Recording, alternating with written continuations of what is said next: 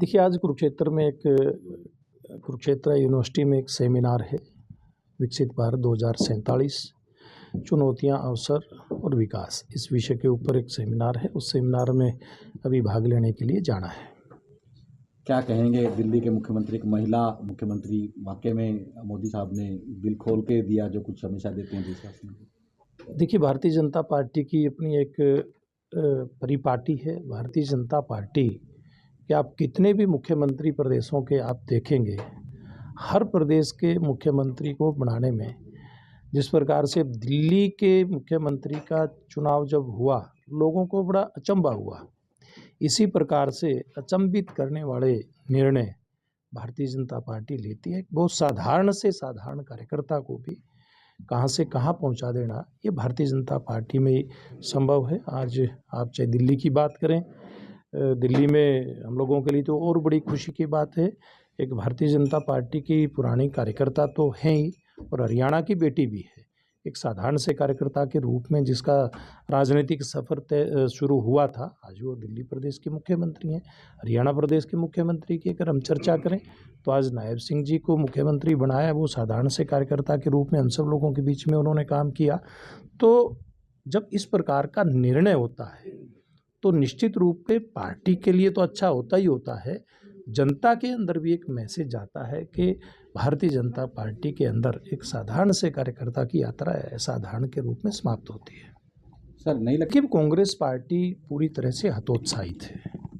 Congress party तो जब चुनाव चल रहा था हरियाणा विधानसभा का, उस समय तो रोज सरकार बना करके सोते थे, लेकिन उसके बाद जब भारतीय जनता पार्टी की सरकार लगातार तीसरी बार सत्ता के अंदर आई, एक रिकॉर्ड स्थापित किया, उसके बाद से तो कांग्रेस हरियाणा से गायब है।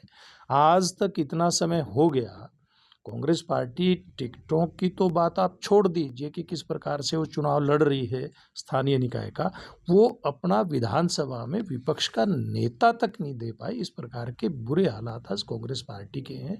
इस चुनाव के अंदर, स्थानीय निकाय के चुनाव के अंदर, चाहे वो नगर पालिका का चुनाव, नगर परिषद का चुनाव या फिर नगर निगम का चुनाव हो, सब जगह भारतीय जनता पार्टी जीत का परचम फहराएगी और कांग्रेस पार्टी का सफाया होगा। एक बार फिर सुरजेवाला ट्वीट किया आज उन्होंने, लेटेस्ट ट्वीट किया स्कैम, भर्ती स्कैम को लेकर।